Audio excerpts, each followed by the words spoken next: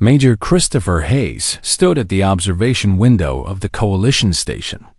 Looking out at the endless stars beyond, the station orbited between three different galactic powers, a neutral meeting place where wars were prevented through trade and careful diplomacy.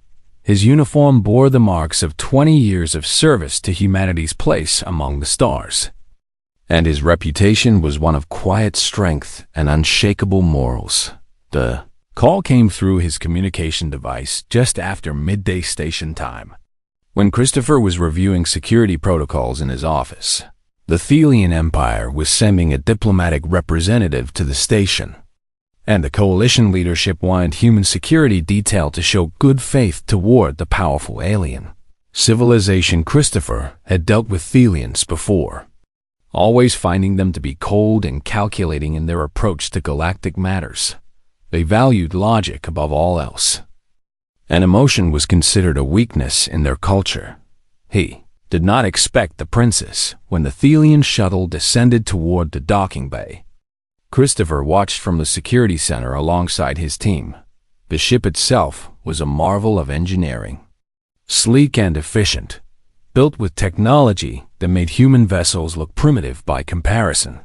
The bay doors opened, and Christopher's first sight of Princess Kelvara stopped him cold. She was taller than the other Thelians he had met, with skin that shimmered between silver and pale blue in the station lights. Her eyes were large and intelligent, set above a delicate face that contradicted everything he knew about her people's harsh nature. She wore formal robes of deep purple and black, adorned with symbols of her royal status. A small entourage followed her, all wearing the uniform expressions of Thelian diplomats. Christopher made his way to the dock to greet her formally, as was expected. His team followed at a respectful distance, ready to respond if any threat emerged. The princess turned as he approached, and her expression shifted from careful neutrality to something that looked almost like disdain. "Your reputation precedes you, Major Hayes," she said, her voice carrying the slight musical quality that all Thelians possessed. Though her tone was sharp, "We are aware that humans have been assigned to ensure our safety, though we find the necessity somewhat questionable, given your species' limited advancement in security technology." Christopher did not react to the insult, something he had learned long ago as a young soldier. "Humanity may not have your technological advantages, Your Highness, but we have something your people value equally. We have reliability. We do not fail in our duties." The princess studied him for a long moment, her large eyes narrowing slightly. "Then we shall see if that reputation holds weight, Major. I am here to negotiate the trade agreement that the Thelian Empire and your coalition have proposed. The process will take several days, and I will require security that does not interfere with my work. Understood?" "Your Highness," Christopher responded, his voice steady. "My team will ensure your safety without intrusion. You have my word over the next few hours." Christopher learned that Princess Kelvara was not like other Thelian dignitaries. He had expected her to remain in secure quarters, communicating through official channels with cold professionalism. Instead, she requested tours of the station, asking detailed questions about human settlement patterns, economic systems, and cultural practices. Her questions were sharp and precise, but they carried an undertone of something that seemed almost like curiosity beneath the superior tone. During one tour of the station's market district, Christopher watched as Kelvara examined items with obvious disdain. A human trader was offering jewelry made from polished stones and metals, and the princess picked up a simple bracelet woven from blue threads. "This craft is primitive." The trader said nothing, simply waited. But Kelvara studied the piece with something that might have been genuine interest before setting it back down with a dismissive gesture. Yet there is something in the deliberateness of the work. It suggests the creator invested care in the object, despite lacking the technology to produce something more sophisticated. Christopher found himself defending his species without being asked. Every culture creates art that reflects its values, Your Highness. That bracelet represents our understanding that beauty does not require advanced technology.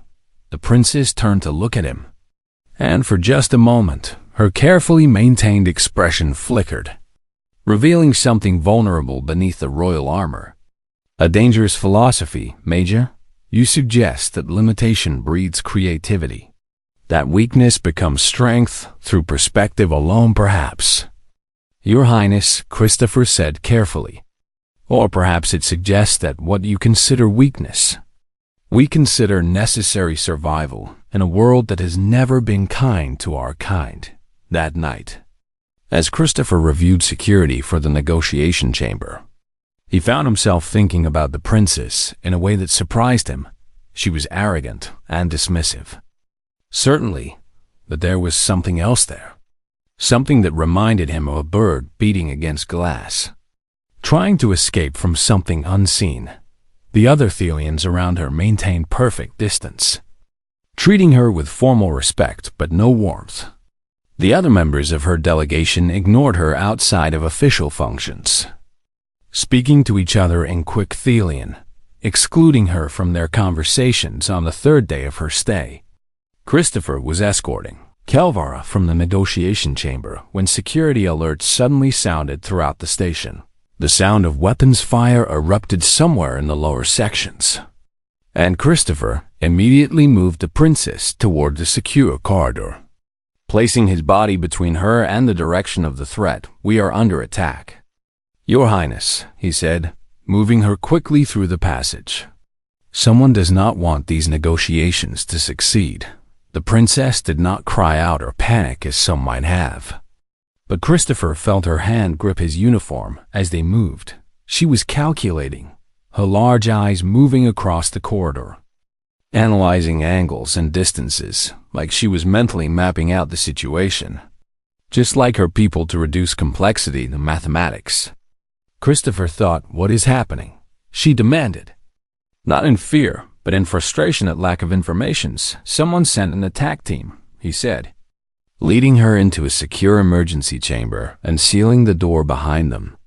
"We need to wait here until the threat is contained." For the first time since arriving at the station, Princess Kelvara looked genuinely unsettled, not afraid exactly, but shaken in a way that cracked the perfect facade she maintained. "The Thelian Empire does not make enemies easily, Major. We are too powerful. This should not be possible." Christopher moved to check the security systems, aware of her watching him with those large, intelligent eyes. "I know, Your Highness, but someone just tried to kill you anyway. Which means either your enemies are more dangerous than you believed, or someone you trust has become an enemy." The princess sat down slowly, processing that possibility. And Christopher realized in that moment that despite her superior technology and cold logic, Princess Kelvara was truly alone in a way that most humans could never understand. She had no one to trust.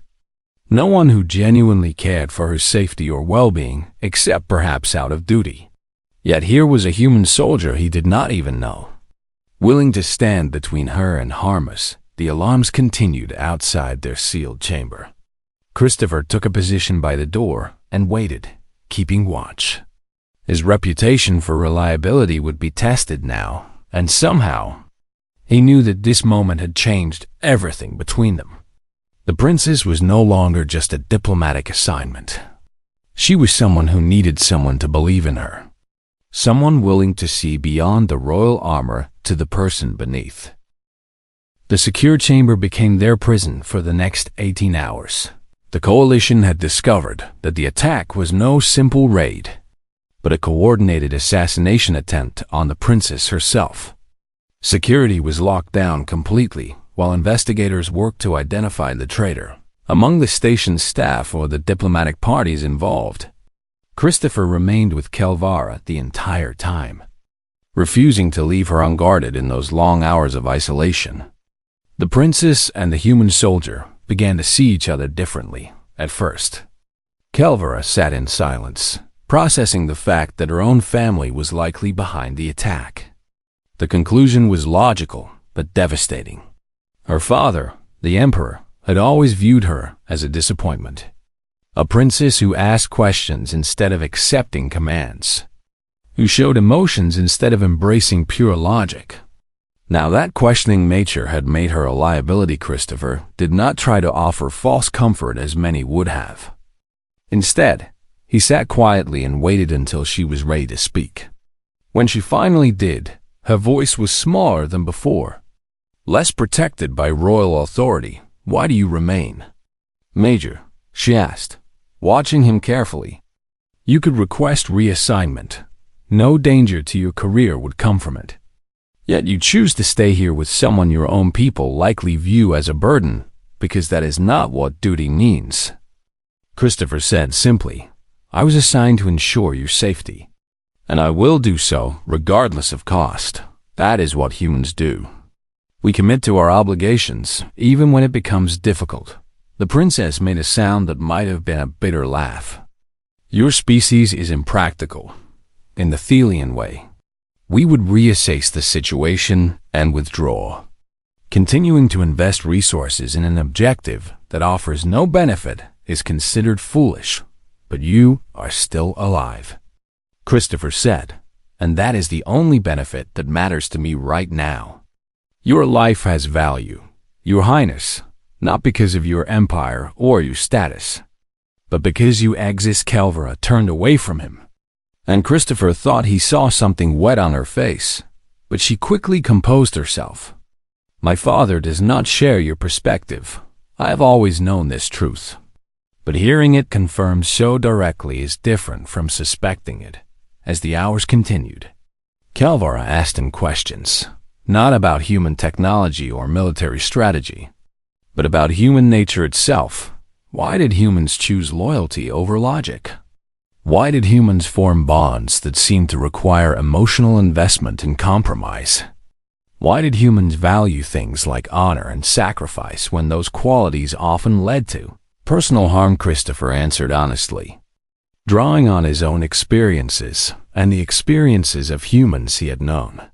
We are not as advanced as your people, Your Highness, but we have learned that survival means nothing if you face it alone. Humans are social creatures. We need connection. We need to know that someone cares whether we live or die. Your technology can solve physical problems, but it cannot solve the problem of meaninglessness. That comes from within the princess. Listen to him speak about human soldiers who died protecting their comrades, about mothers who sacrificed everything for children, about strangers who helped each other with no expectation of reward. She listened to stories of human failure and human persistence, of humans choosing compassion when they could have chosen cruelty. You describe weakness, she said at one point. Yet you speak of these actions with respect. In Thelian culture, such behavior would be viewed as defective, but consider this, Christopher responded. A Thelian can be the most advanced, the most logical, the most powerful being in the galaxy, but without someone to share that with, without someone who would stand beside them even when logic suggested they should not, what is the value of all that power? Humans have learned that strength means nothing if you stand alone. Kelvera was quiet for a long time after that, and when she spoke again, her voice was different, softer. You are suggesting that my nature, which my people view as weakness, might be considered strength among your people. I am suggesting, Your Highness, that perhaps your people have been wrong about what makes someone strong. You show empathy. You question authority. You recognize that there might be better ways than conquest and control. Those are not weaknesses. They are the marks of someone who understands that logic alone cannot answer every question. As the third-time cycle approached, they spoke of what came next. The investigation had revealed that the Emperor himself had orchestrated the attack, using agents within the coalition to eliminate his embarrassing daughter. The news would shake the Thelian Empire to its foundation. But it also meant that Kelvera could never return home without facing her father directly. I could ask for asylum with your people, Kelvera said. it would be logical. They clearly want me alive, unlike my own empire. But I would be a refugee, dependent on the kindness of aliens. It would confirm everything my father and siblings have said about my weakness or, Christopher said carefully, you could choose your own path. You could return to your empire knowing the truth. And you could decide to fight for what you believe in. You could become the princess and the leader your people need.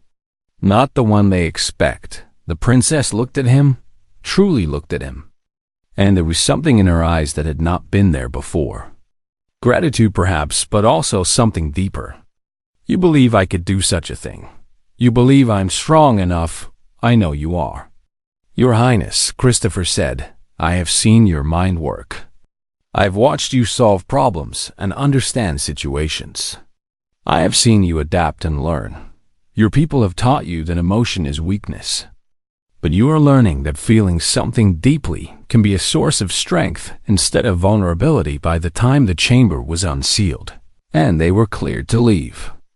Something had fundamentally changed in the relationship between the human soldier and the alien princess. It was no longer a matter of duty on his side or disdain on hers. It had become something that resembled actual connection, the kind of bond that formed between two people who had truly seen each other as they left the chamber together. Kelvara stayed close to Christopher, and he found himself standing a little taller, protecting her not just from physical threat, but from the weight of the truth she now carried. The isolation that had been meant to destroy her had instead become the space in which she discovered that she was not truly alone. The investigation was closing fast, and soon she would have to decide her future. But in that moment, walking through the station corridors together, Christopher and Kelvara knew one thing with certainty. Their partnership was no longer just circumstance. It had become something chosen, something real. And for a princess who had never been chosen by her own family, that made all the difference in the universe. The evidence that the Coalition investigators uncovered painted a clear and damning picture. The Emperor of the Thelian Empire had authorized the assassination of his own daughter, viewing her as a political obstacle rather than a child. The encrypted communications, the financial transfers, the orders to his agents, all of it was there. Documented and impossible to Denny Kelvara, received the information in Christopher's quarters. Away from the official channels, she stood by the window for a long time, not speaking, just looking out at the stars. Christopher waited, understanding that she needed time to process the fact that the person who had given her life had ordered it taken away when she finally spoke. Her voice was steady but brittle. The logic is clear. The Emperor views emotional attachment as a defect that compromises leadership. He cannot allow a defective heir to survive. It would weaken the Empire's image, from his perspective. My elimination is the rational choice, but you are not a defect, Christopher said firmly, and you are not an obstacle that needs removing. You are a person with value and worth. Your father is wrong. The princess turned to face him, and there were tears on her face. Something that should not have been possible for a Thelian, yet there they were. Evidence of emotions that transcended species and culture. I have always known he did not love me. But knowing and having it confirmed are two different things. How do you survive knowing that the person who created you wanted you dead? You survive by choosing to live for something that matters, Christopher said, walking toward her. You survive by finding people who do value you, who do choose you, and you build a life with them instead. The princess did not pull away when he stepped close to her. You risk much by speaking this way, by standing with me against my father and the interests of the Thelian Empire. You place yourself in danger. Your own people may view you as a threat to stability, I know, Christopher said, but that is what choosing matters looks like. My oath to protect you was official, but my choice to stand with you against the weight of the galaxy is personal. I am choosing you. Kelvara's sound of her name, spoken with such certainty, seemed to break something open in the princess. For the first time, Someone was choosing her. Not because of duty or obligation, but because they saw her and valued her anyway. They made their decision that night. The evidence would be revealed, but it would be done in a way that gave Kelvara control of the narrative. She would not be presented as a victim, but as someone with the strength to expose the truth. She would return to her empire and challenge her father directly. But she would need safe passage first. The escape was organized carefully, using routes that Christopher had learned during his time on the station. The plan was to move through the outer sections of the station where foot traffic was minimal, then use a small shuttle to reach one of the isolated research outposts deeper in the system. From there, Kelvara could coordinate with all eyes within the Thelian government. Those who had grown tired of the Emperor's absolute rule, they were moving through the lower, maintenance sections when the automated defense systems activated. The station security had been hacked. Christopher realized immediately whoever wanted the princess dead had access deeper than anyone had suspected. The weapons turrets emerged from the walls with smooth precision, designed to eliminate any threat to critical station infrastructure. Christopher did what came naturally. He pushed Kelvara back into the corridor behind him and began running directly at the weapons system.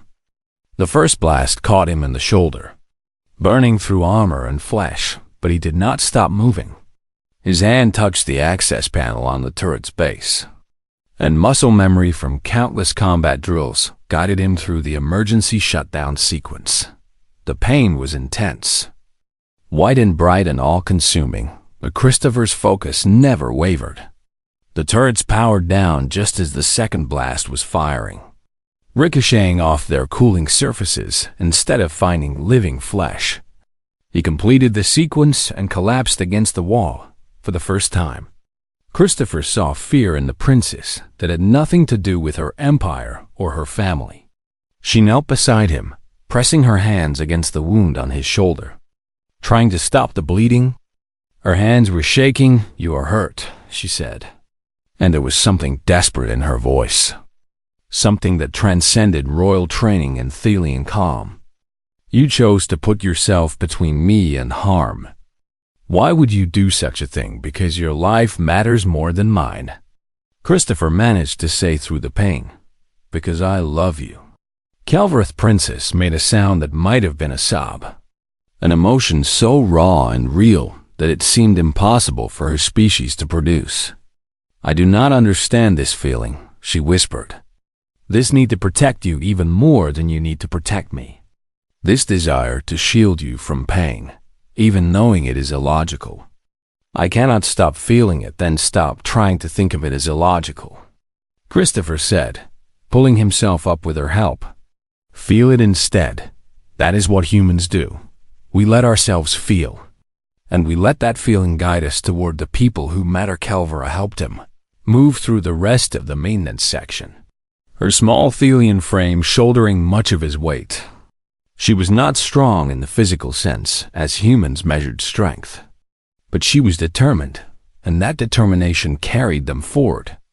She used her knowledge of Thelian systems to override locks and bypass security measures, taking charge of the escape in a way that surprised them both by the time they reached the shuttle bay.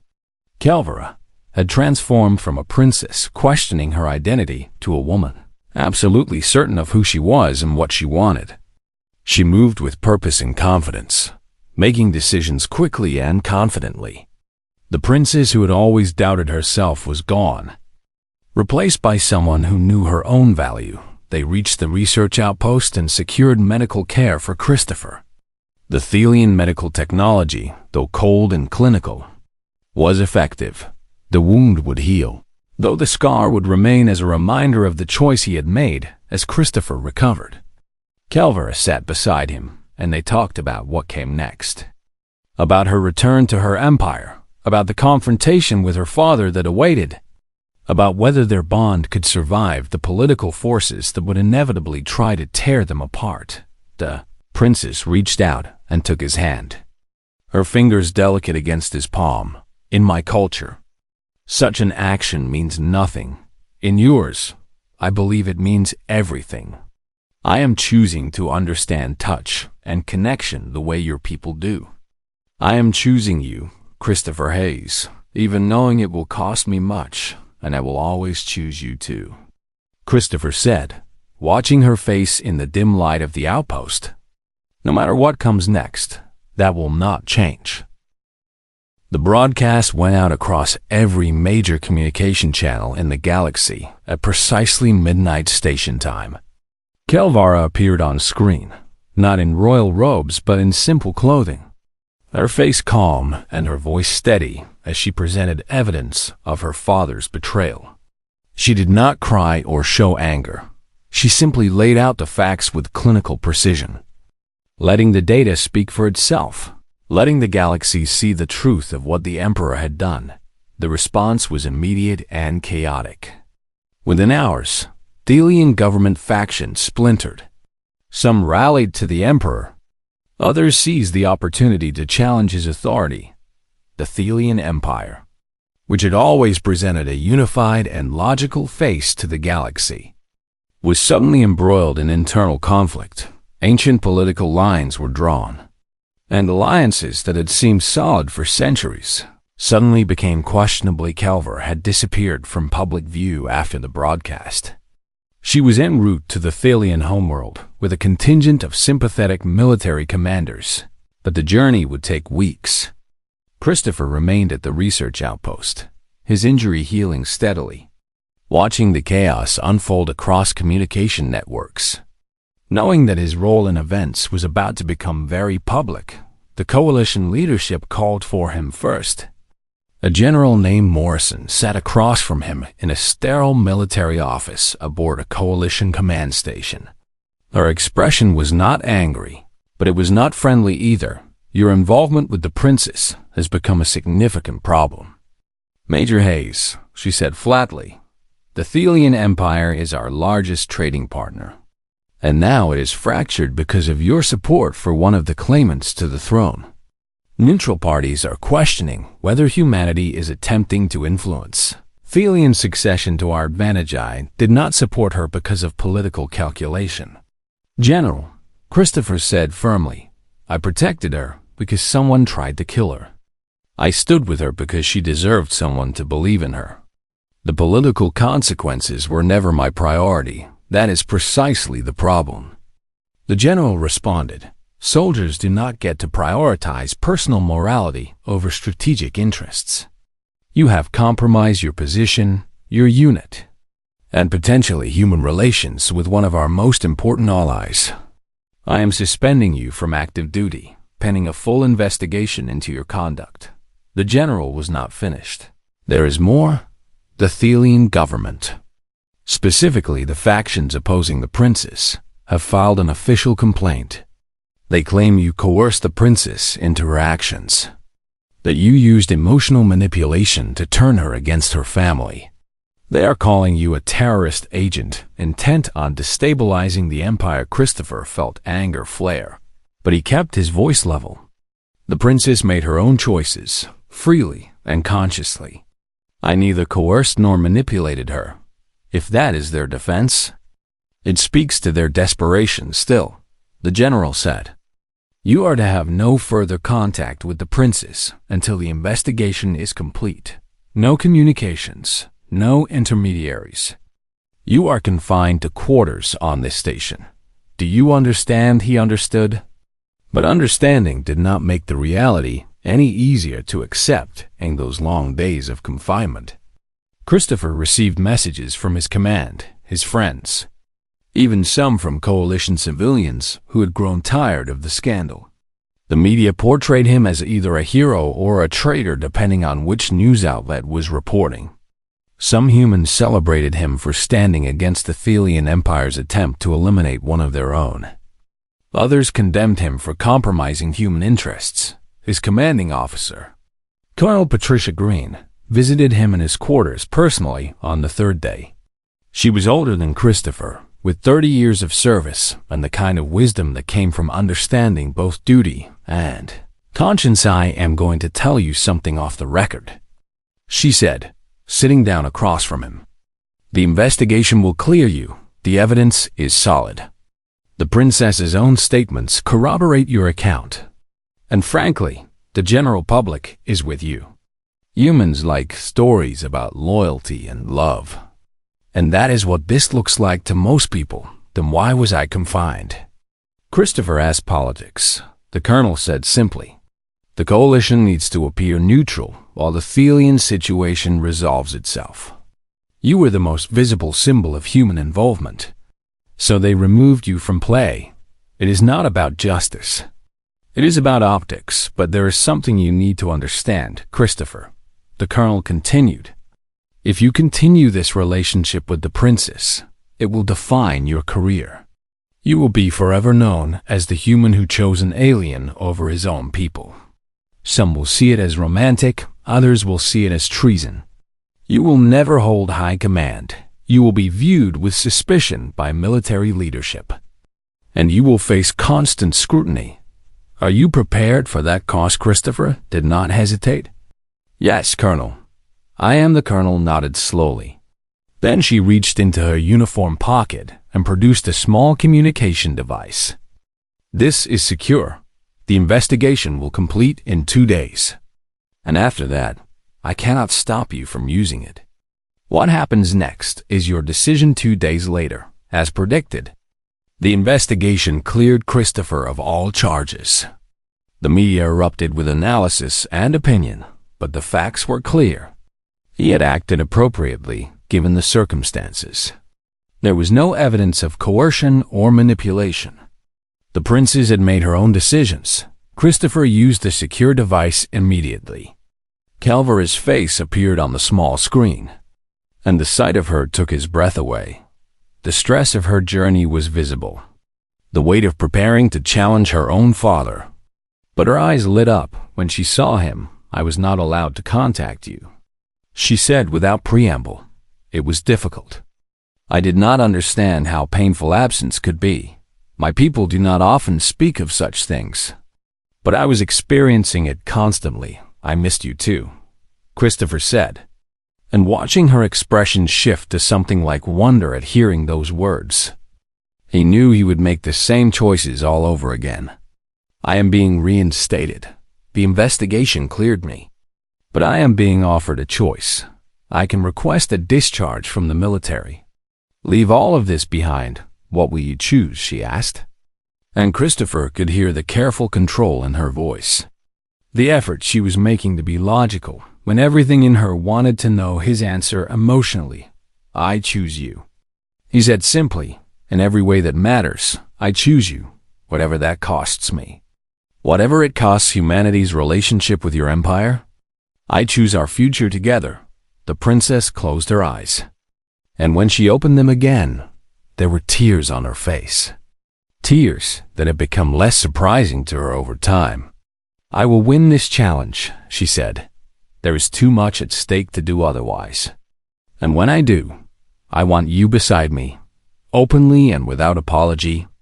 I want the galaxy to see that a human soldier and a Thelian princess chose love and partnership over politics and power. Then I will be there, Christopher said, and the galaxy can deal with the meaning of that choice however they see fit. The Grand Hall of the Thelian Imperial Palace was designed to inspire awe and submission in those who entered it. Massive columns stretched toward a ceiling so distant that it seemed to touch the heavens. The floor was polished crystal that reflected light in ways that disoriented the unprepared.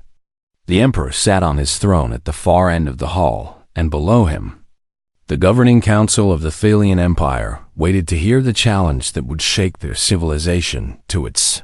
Cora Kelvra entered the hall with Christopher at her side, openly, without attempting to hide their bond. The murmur that rippled through the assembled Thelians was unlike anything the Empire had experienced in 1,000 years. A princess, claiming the throne, with a human soldier as her declared partner. The logic of such a thing seemed impossible to process. The Emperor leaned forward on his throne, his face a mask of controlled fury. You dare enter this hall with an alien at your side. You dare claim legitimacy while displaying the weakness that is marked. Your entire life I claim legitimacy because the Empire requires it, Kelvara said, her voice clear and unwavering. I claim legitimacy because the path you have chosen has led us towards stagnation. We have spent generations conquering and controlling, building technology that reflects our superiority, while ignoring the possibility that other species might offer us something of value. I claim legitimacy because I am willing to lead this empire toward a different future. The other siblings who had gathered to support their father began to murmur, calculating whether to stand with the established order or recognize the power shift occurring before them. The general who had accompanied Kelvara stepped forward, and with him came military support, soldiers loyal to reform, soldiers tired of the constant expansion and conflict, but most importantly, the Empire recognized what had happened. The princess who had always been viewed as weak had somehow acquired the very resource that Thalian culture most respected: military backing, strategic advantage, and the support of the coalition itself. The logic was undeniable. Her position was superior. The Emperor rose from his throne, and for a moment it seemed he might order an attack. But something in Kelvara's eyes stopped him. She was no longer the uncertain princess he had created. She was someone who had learned strength from an unexpected source. She was someone who would not back down. The legal challenge proceeded with the cold precision that only a Thalian governmental transition could manage. Evidence was presented, arguments were made, and ultimately, the council voted. When the final count was tallied, Kelvara had secured the majority. The Emperor relinquished his throne rather than suffer the humiliation of absolute rejection as Kelvara placed the crown upon her head. Her eyes found Christopher in the assembled crowd, and the slight smile that crossed her face was enough to confirm what everyone already suspected. This human had not just influenced the course of Thalian politics. He had fundamentally changed the princess, made her stronger, more complete, more capable of imagining a different future than anyone would have thought possible. In the weeks that followed, Kelvara began implementing reforms that shocked the traditional Thalian hierarchy. Trade agreements were revised to be less exploitative. Exploration was redirected from conquest to cooperation, and most shockingly, emotion and compassion were recognized as valuable components of decision-making, not as defects to be eliminated. Christopher received a formal discharge from military service, but his role did not diminish. Rather than being confined to a ceremonial position, he became an advisor to the new empress, serving as a bridge between human and Thalian cultures, between logic and emotion, between technology and values. The union between the human soldier and the Thalian princess was not universally praised. There were those in the Empire who viewed it as a stain on Thalian purity, those in the coalition who questioned whether humanity had been wise to lose one of their best soldiers to alien politics. But there were far more who understood what had transpired. A human and an alien had chosen each other over the easier path, and in doing so, they had opened the door that had been sealed by millennia of separation and prejudice. Kelvara and Christopher did not marry in the traditional sense. Instead, they entered into a partnership that was recognized across both cultures, equally sacred to humans and Thalians, a bond that had been forged in danger and deepened through choice, a relationship that demonstrated that intelligence and emotion were not opposing forces but could work together in powerful ways. 2 years after taking the throne, Empress Kelvara addressed the full assembly of coalition members. With Christopher standing at her side, she proposed an alliance unlike anything the galaxy had seen before. An alliance based not on fear or dominance, but on mutual respect and genuine cooperation. The Thalian Empire would use its technology in service of collective benefit rather than individual gain. Exploration would be shared, resources would be distributed fairly, and conflicts would be resolved through dialogue rather than force. The address was unprecedented for many reasons. But the most striking was the sight of the Empress holding the human soldier's hand while she spoke. An open declaration that the future she envisioned required the kind of strength that came from connection, from vulnerability, from choosing to believe in someone else's vision, even when logic suggested otherwise. By the time the speech ended, many in the audience understood that they had witnessed a turning point in galactic history, not because of treaties or technological advances, but because two individuals had been willing to see beyond the limitations their societies had placed on them. Christopher had seen past Thelian superiority and recognized a person worth protecting. Kelvara had seen past human primitiveness and recognized wisdom worth learning. Their partnership became legendary. Stories were told about how a human soldier had protected a princess, how she had trusted him with her vulnerability, how together they had transformed an empire. Children across the galaxy learned their names, not just as historical figures, but as symbols of what was possible when individuals chose each other over convenience, when they chose compassion over calculation, when they chose love over logic years later. When asked why he had given up his military career for such an uncertain future, Christopher simply smiled and said that he had never lost anything. Rather, he had gained everything that mattered. A partnership with someone who challenged him, who needed him, and who loved him in return. What was a career compared to that? And when the Empress was asked why she had chosen to redefine her empire based on the values of a human she had initially dismissed, Kelvara responded with the kind of logic that her people respected most. I observed data, analyzed outcomes, and determined that my initial assessment had been flawed. Humans possess capabilities that transcend technology. They understand concepts like honor and sacrifice that make them uniquely equipped to handle the moral complexity of leadership. I simply chose to learn from the best example available, the human soldier and the Caestus. Thelian princes had done more than find love in each other. They had proven that strength came not from superiority, but from the willingness to see another being fully and completely, to recognize their value, and to stand beside them even when the galaxy suggested they should stand alone. In choosing each other, they had chosen a future that neither would have imagined possible. And in doing so, they had changed everything.